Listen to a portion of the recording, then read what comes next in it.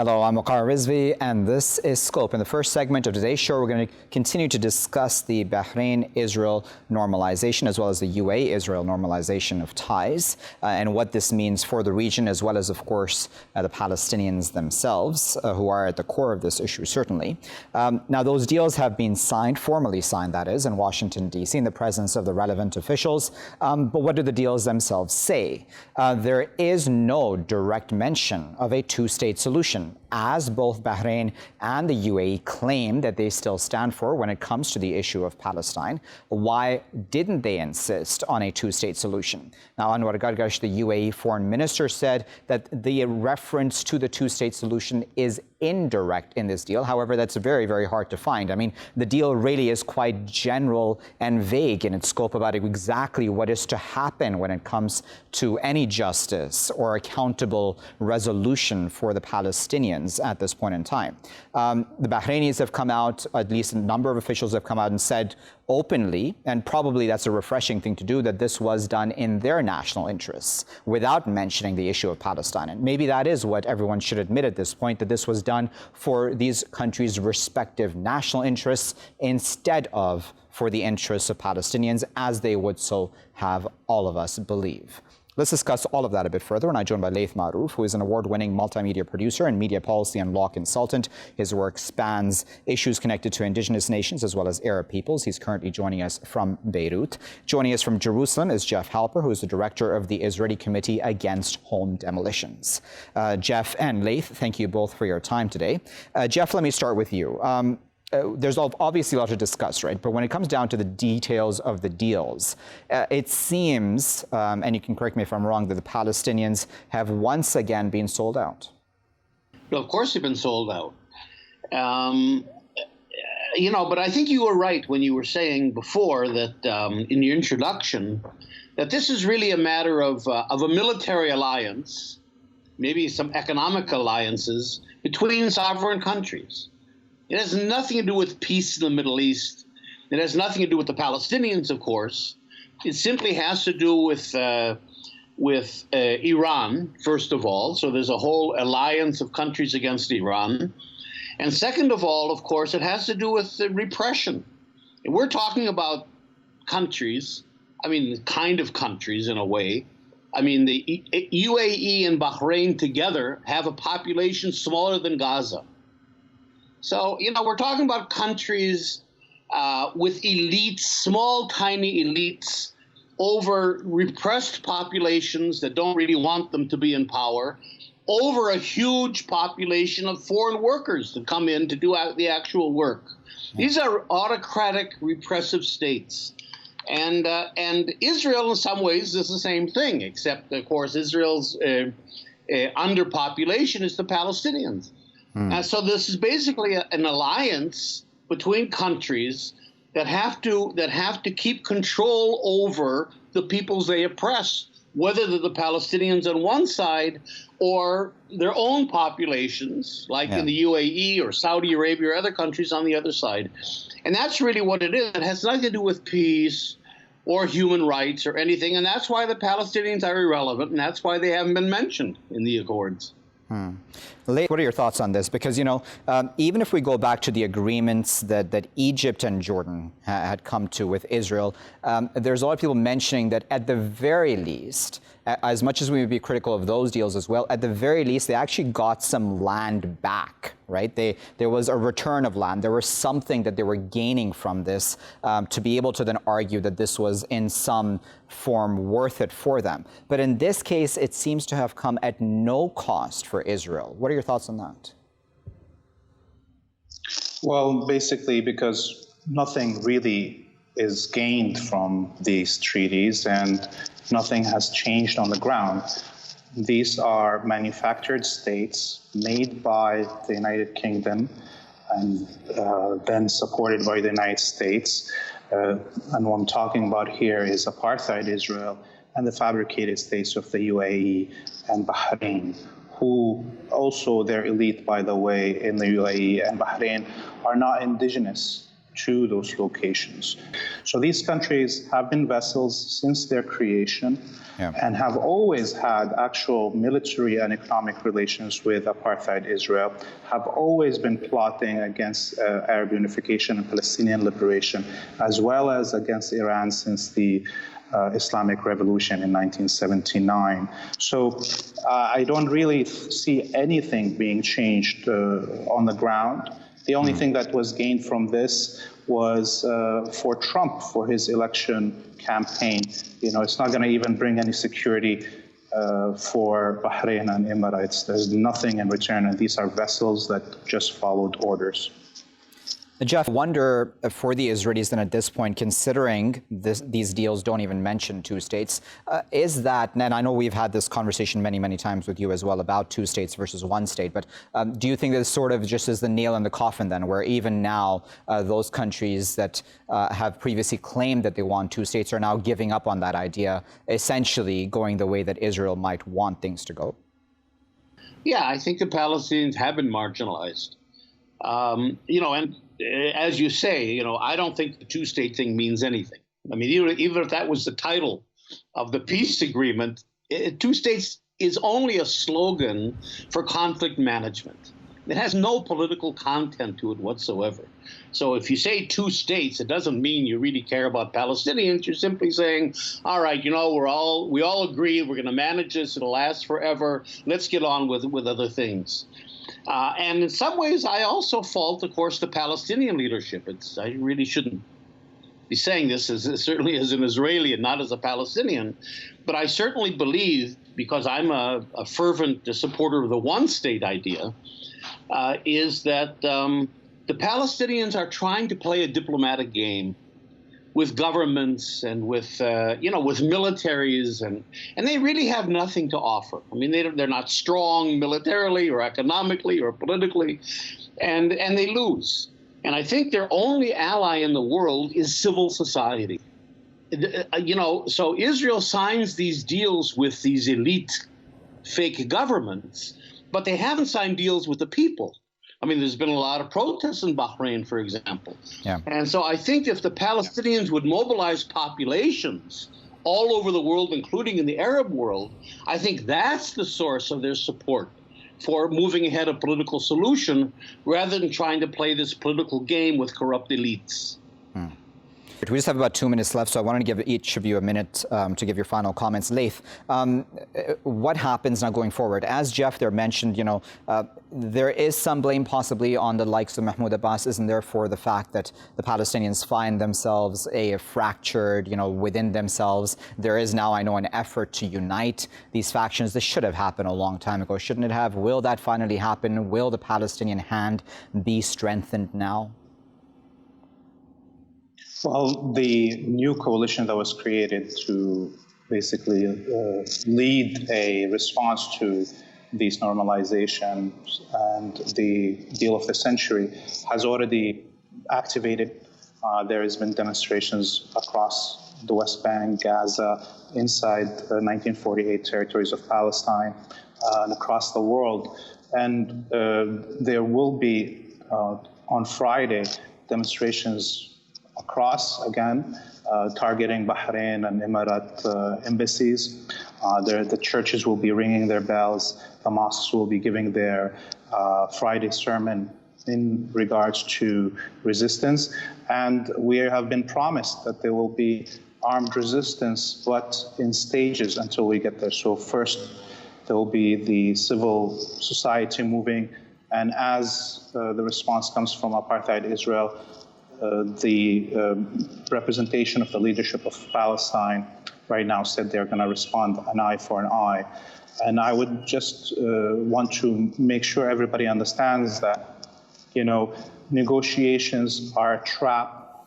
We have a colonial settler state.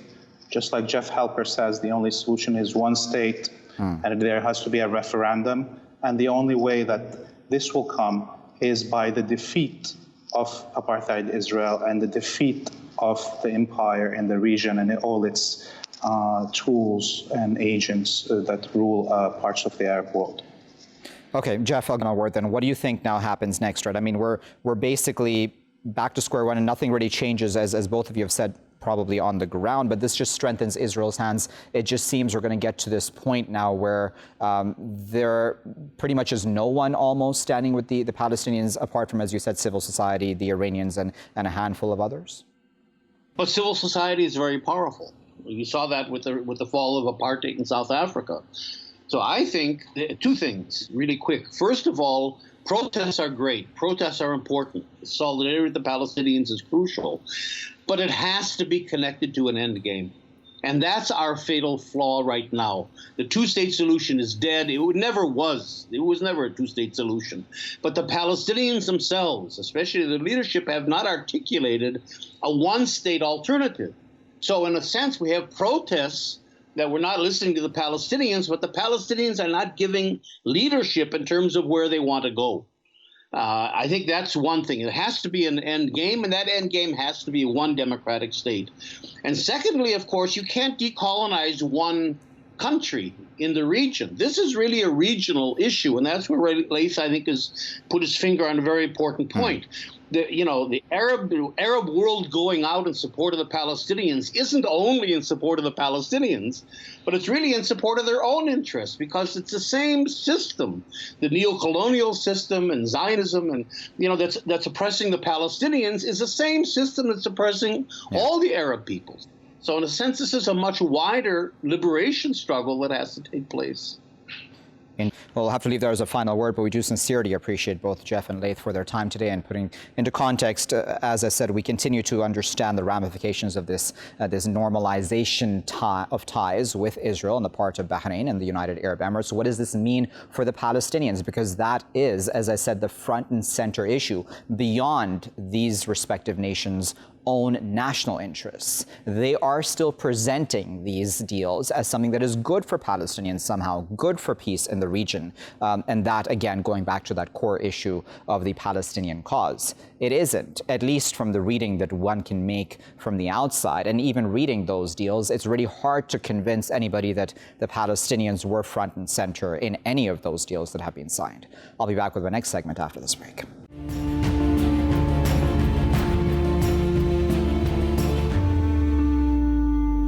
Welcome back, viewers. You're still here on Scope with me, Waqar Rizvi. Now, in this segment, we're going to discuss the U.S.-China trade war, and we haven't discussed that for a while now. Now, it's not like, of course, that's the only trade war that the United States is involved in. It's also in a trade war with the EU and, possibly even the UK at some point in time if these warnings to Johnson play out according to his, Brexit deal, which he may very well go against. And nevertheless, in this segment, we're going to hone in on the WTO's ruling that Donald Trump and his tariffs on Chinese goods broke international trade rules, according to the WTO. Now, WTO in and of itself is an organization, in fact, the U.S. helped set up. So it's kind of ironic that today the U.S. finds itself against the WTO rules and speaking out against the WTO. So we've had, a number of U.S. officials, including, of course, Donald Trump, speaking out very harshly against the WTO since it passed this ruling, saying that it was going to side with China's complaint over the trade actions that Donald Trump initiated once he became U.S. president. Now, there's, of course, a host of complaints both ways, and I don't want to get into that necessarily, but it's just important to see how exactly Donald Trump continues to try to get, or try to preserve, at least in his words, his country's national interests vis-a-vis these different trade wars that he's now involved his country in around the world. Let's discuss all of that a bit further. We're now joined by Einar Tangen, who is a political and economic affairs commentator. He's joining us today from Beijing. Joining us from Bristol in the UK is Dr. Gunter Walzenbach, who is a senior lecturer in European politics at the University of the West of England. And we're joined from Stockholm by Glen Hodgson, who is the founder and CEO of the think Do Tank Free Trade Europa. Glen, Gunter, and Einar, thank you all three of you for your time today. Pardon me. Glen, let me start with you. As I said in my introduction there, the U.S. is involved not just in a trade war with the Chinese, it's involved in a trade war pretty much all of its allies as well, if we're completely honest. And now we also have the Brexit issues coming up very, very soon, as we're all noticing at this point. What does that say about the reliance or lack of the United States as a trading partner? I think it puts us in a very difficult situation. We've relied, and the times have been built up where we've got a strong US who plays by the rules, who is a collaborator in terms of setting the rules as well, has been an important part of what we've been doing for the last few decades. The fact that this has been brought into question is a real problem. And, you talked there, Waqar, about national interest, but, these tariffs, all they're doing is disadvantage for US business, US consumers, and it gives a very negative precedent for the rest of the world. Very happy to see yesterday the European Commission President von der Leyen committing to multilateralism, to trade deals, and openness towards other trading partners.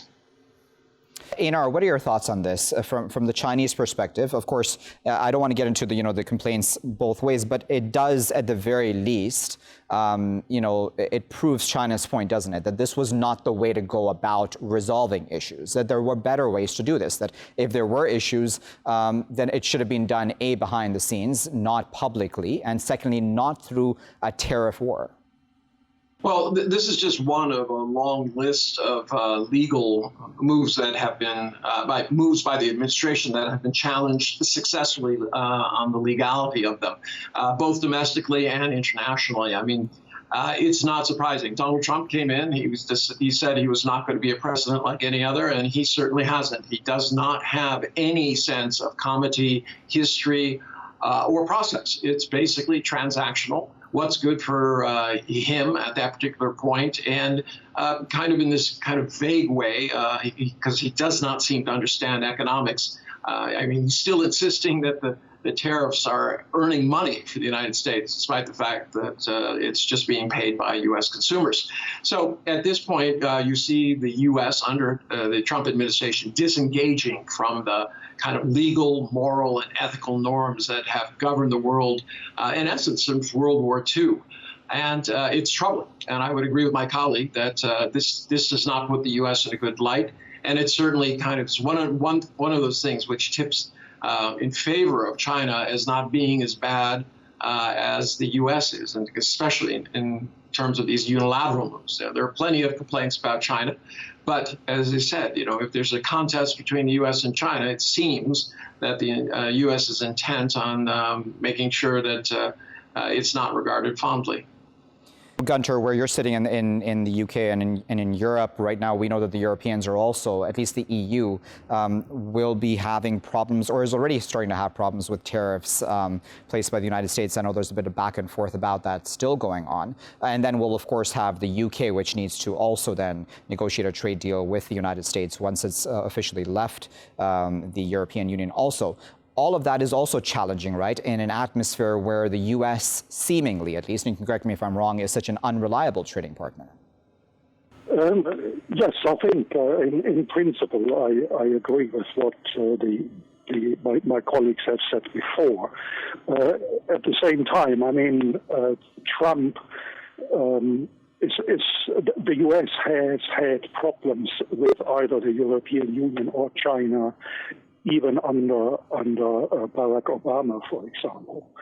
I think it also has to be said that, of course, this current WTO ruling is only a first step. So that is one of the WTO panels who has decided that, or came to the conclusion that the tariffs that the U.S. introduced vis-à-vis China were not in alignment with WTO rules. But obviously, this whole dispute settlement mechanism has further steps.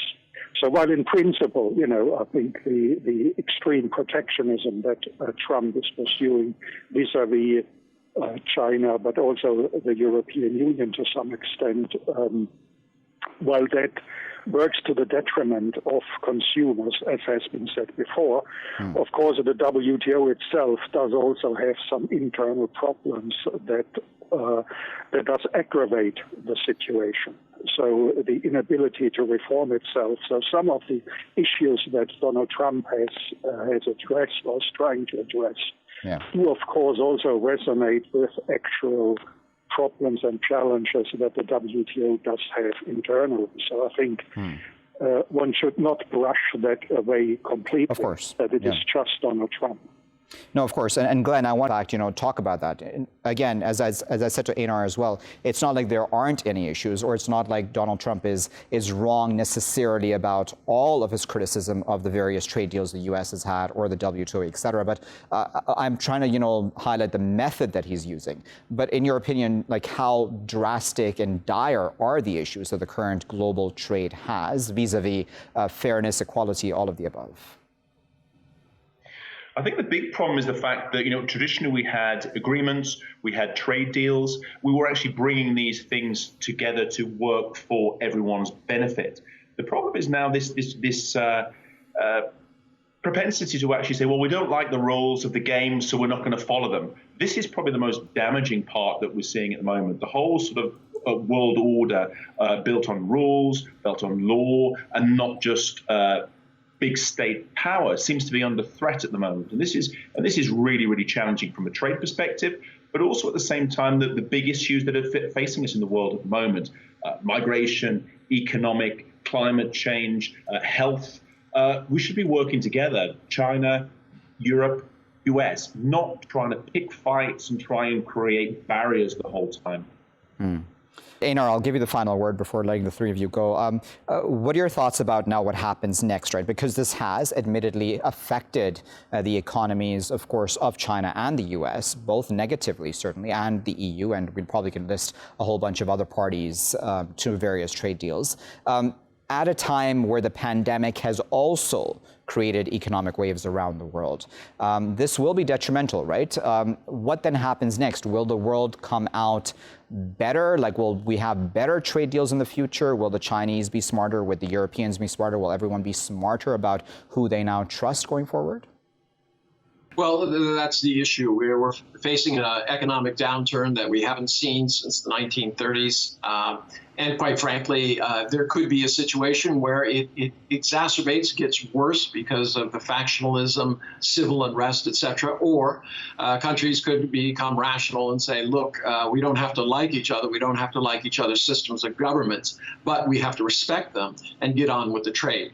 I do not accept this narrative that China is the main factor here. The point is the WTO was set up to solve problems. So going outside it is, as my other colleague said, the main issue here. And it needs to be said that there is no way that you can deal with economic power that is this unpredictable. Business can only go forward if it can figure out what's going to happen next. And this is the real crux of what Donald Trump is doing. He's exacerbating all the troubles that you just mentioned because he loves to sow confusion. And this is the exact opposite of what you need in diplomacy and business.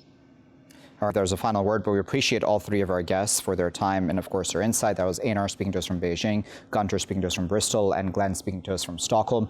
Yes, there are issues between the likes of the Chinese, the Americans, as well as the Europeans and the Americans, and a whole host of other parties. Even the Canadians and Americans, in fact, have had their issues with trade also. But is the way to deal with that to start putting up tariffs and to very publicly go against those countries, to start criticizing them, as well as their respective political systems? Yes, there will always be disagreements amongst countries, but does that mean we all start then hurting each other's economies on purpose, especially at a time when we're also going through a pandemic? I mean, you would have thought that this sort of stuff should slow down. And this is just looking from the outside in. It seems like this will be horribly detrimental for the rest of us around the world who are so then dependent upon this globalized system, which the Americans themselves have encouraged all these years. So it's the Americans themselves who created this system and now seemingly are working to dismantle it and are then probably surprised at some level that their own economy as well as other economies around the world may suffer, and consumers along with that, as well as employment prospects, etc. I'll be back with my final segment after this break.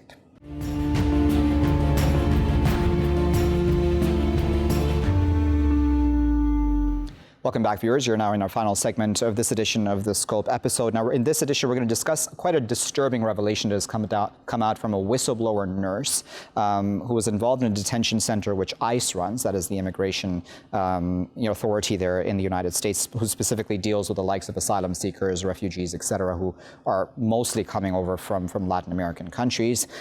She has alleged that hysterectomies are taking place on detained female asylum seekers in the U.S. without even really their consent. So they don't really understand even why the hysterectomy is taking place on them. Now, of course, the hysterectomy, as we know, is a process in which there is possibly an operation, that is, I should say more correctly, involves the removal of all or part of a female uterus. Now, she said that this has mostly happened on Spanish-speaking women in these detention centers. Now, ICE in response has said nothing of the sort is happening, that only those who have consented to a hysterectomy have had a hysterectomy take place. Nevertheless, this has created somewhat of a mini uproar where even Nancy Pelosi of the Democrats has said an investigation must be carried out. ICE itself has also said it will have an independent body carry out an investigation. But this just goes to show, possibly, even symbolically at some level, how bad things have become when it comes to just the immigration policy of the United States. Why would a country like the U.S., which always claims that it follows international laws when it comes to immigration, human rights, etc., I mean, the list is already endless, why would it reach this point where you would even have allegations of hysterectomies carried out on women without their consent, be they English-speaking or not? Let's discuss all of that a bit further. We're now joined by Dr. Nouf Bazaz, who is a clinical assistant professor at Loyola University, Maryland. Her clinical work, research and advocacy focuses on trauma, torture, grief, and loss with survivors of war, violence, and persecution. She also has a focus on asylum seekers and refugees. She's joining us this morning from Washington, D.C. Also joining us from Washington, D.C. is Dr. Ernesto Castanedo, who is an associate professor of sociology at American University. Ernesto and Nouf, good morning to you both, and thank you for joining us. Ernesto, let me start with you. As I said, this is quite a disturbing allegation that has come forth. What are your thoughts about it? Good morning, Waqar. Thank you so much for covering this. This is indeed deeply disturbing. Unfortunately, we have moved from a possible allegation to documented series of cases. As you say, the Congress has been involved. Congressman Japal and others have been able to talk to lawyers of a number of clients who have been in detention by ICE, who all claim to have had hysterectomies conducted to them without their permission. And this is extremely worrisome. This is something that we have to decry, and there will be an ongoing investigation. So far, this is connected to one doctor to this Georgia facility. Unfortunately, there's a long history of you can call it racist understandings about population control and eugenics, trying to say that one group is better than other, and there are other groups that are seen socially and wrongly as inferior, and that therefore some people think should not have any children. And we have a history in the United States of doing this to Native American women, African American women, Latinas. There's cases going back to the 60s, the 70s of this happening in hospitals in the U.S. So it's part of this trajectory of trying to dissuade Central Americans and other Latinos and immigrants from coming and from them having children. But this is completely illegal in the U.S. context and obviously against international law. No thoughts on this. As Ernesto there said, there's certainly a historical context which is extremely disturbing. We don't want to go back to such precedents, do we? And actually, even as a part of that history, between 1900 and well into the 1960s, over 64,000 women were forcibly sterilized through eugenics laws that were on the books in various states. And so it is a very troubling history, and it's one that we hope is not being repeated, but a lot of the factors point to, again, very, very serious allegations that could be happening right now.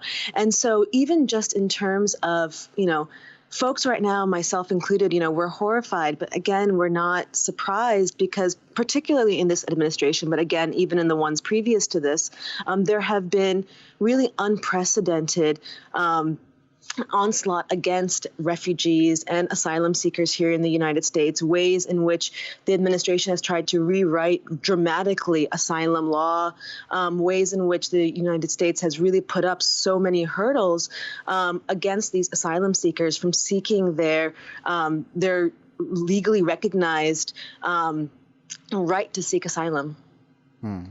Ernesto, I wonder, do you think that, when we talk about, just migrants, immigrants, refugees, asylum seekers, however we want to term them, do you think that the U.S. has in some way been overwhelmed by them? Because, there is an argument on one side that there are just simply too many people trying to illegally settle in the United States, and the U.S. needs to be tough and, it needs to teach these people a lesson that they should not be doing this, that it's not just an open border for everybody. That is incorrect. We have seen that, for example, migration from Mexico, which was long for decades, has had a deep decline since around 2008. It's true that around 2014, there was an increase in the number of unaccompanied minors coming from Central America, and this caused a lot of attention because as minors, these kids needed protection and they had to be placed in shelters and processed so they can receive asylum and often join their family members who had been here in the United States for decades, sometimes legally.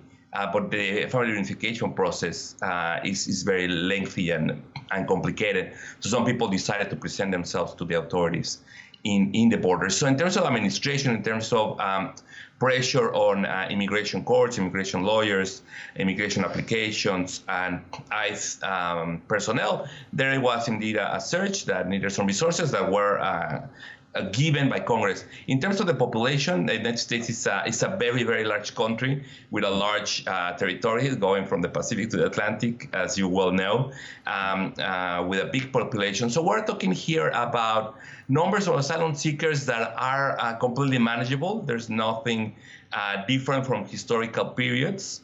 What we see now is that going from a particular number of given refugees and asylum seekers that have been welcomed in America for decades, the decision of the current administration to basically move that number to zero, which is a radical reduction. And these populations are important sources of labor, sources of new citizens. Yeah. And the United States has seen this huge economic growth throughout the centuries due to this population coming from around the world to enrich the country. So it's not true that it's something that the U.S. couldn't handle or manage. The opposite. Yeah. I wanted to hone in on that point that Ernesto just made about the benefits that America gains from actually these people coming over. Because, I've been to the U.S. a number of times, and I've been to places like L.A. and elsewhere where you see a lot of these migrants working really hard, right, at jobs that many other people would argue that the average American, at least, would probably not be willing to do, at least for the wages that they are paid and the conditions that they work in as well. Not to say that that should not be improved, of course. I mean, that's a situation which certainly needs to improve as well. But on top of that, I mean, do you think that the benefits are sometimes not understood? Oh, absolutely. I think even research has shown the vast benefits that refugees, asylum seekers, and other immigrants make on the economy within the United States, as well as even just the social fabric of it. And right now, what we're seeing is that folks, they don't want to acknowledge that, because instead they really want to fan the flames of a lot of very racist, xenophobic sentiment, because folks are finding that right now to just better serve their own political principles or aims. But really, there's so many contributions that they make. In the past, even when I've worked directly with asylum seekers and refugees, they receive training to work in various jobs, assistance in transportation and just accessing some of those jobs. And of course, those services need to be improved. And but again, it's, individuals who are trying to make a better life here in the U.S. and really are contributing at all levels of society. So Ernesto, we're in a situation right now, right, where it seems that fanning the flames of, this anti-immigrant hatred, if I may use that strong term, seems to be working for the president at some level. How disturbing is that? Because then that in some way shows that there is a significant portion of the population which agrees with his views? Great question. So unfortunately, these flaming of the flames and these scare tactics about the border being out of control and something is an argument that we have seen conservative politicians been doing for a while, and also some democratic politicians kind of not contradicting this for a long time. Trump kind of took this to the extreme. It was very successful, partly for him, and being elected 4 years ago. But what gives me hope is that in the last large congressional elections a couple of years back, him and other Republicans were trying to use the same scare tactics around the caravans coming from Central America. And a lot of the candidates had very strong xenophobic, anti-immigrant campaigns, lost the election to much more progressive, pro-immigrant, openly pro-immigrant politicians. So I think this discourse of the wall that has not been constructed and it's expensive and pointless, as well as excluding immigrants, which now with coronavirus, the borders are completely shut down practically and by policy. There's no people coming without permission at this moment. So there's no real argument for that claim that is not happening. So I don't think this is going to work as well for him this time around. And a quick example that we saw in California with some decades ago is that there was a governor that ran on this type of election. He was victorious, but then after that we see then the election of a lot of Latinos to the state legislature, to important government positions, and now it's a very strong democratic state. So, and also let's remember that the base of Trump is around 30%. So I think most Americans are completely denouncing these allegations of hysterectomies and other policies that the Trump administration has been conducting. Indeed. I wanted to give you the final word before I let both of you go. This sort of, messaging from the U.S. president sort of connects across the seas, doesn't it? Where we've also seen the Europeans also becoming ever more right-wing when it comes to immigration policies there. Do you think that at some level that they've taken, some inspiration, if that's the correct word, from the president's policies in the U.S.? I think it's probably the case. There's a lot of conversations between these various parties. And I think folks are seeing the ways in which, a lot of this anti-immigrant sentiment is galvanizing certain voters. Again, like Ernesto said, it's not everybody, but it's a sizable portion. And, even when we're talking about Europe, it's really even just so fascinating to me where, here in the U.S., we are really talking about how overwhelmed we are with numbers of refugees and asylum seekers, but none of it even compares to what, for example, Turkey is experiencing, or of course some of the European countries. And so I do think that there is a connection between those two. And, hopefully what we're also seeing, though, are a lot of progressive movements also on the rise who, like Ernesto said, are really embracing this very pro-immigrant, pro-human rights, pro-international law stance. And I really hope that the coming elections are going to see the latter group prevail.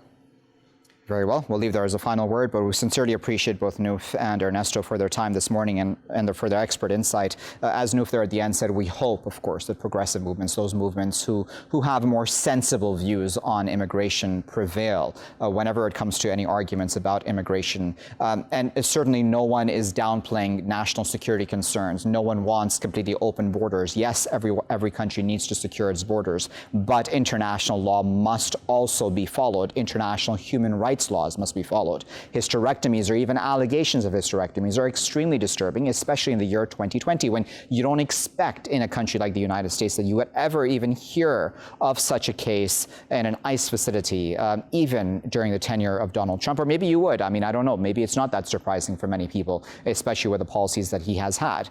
He says, of course, he wants to secure his borders, but is this the way to go about doing that? Aren't there better ways to do this? Aren't there more mature ways to deal with the situation without actually then targeting those who are completely innocent and are looking for safety from persecution and, of course, other such problems that they may have? I'll leave it there for now. I've been Waqar Rizvi. Thanks for watching.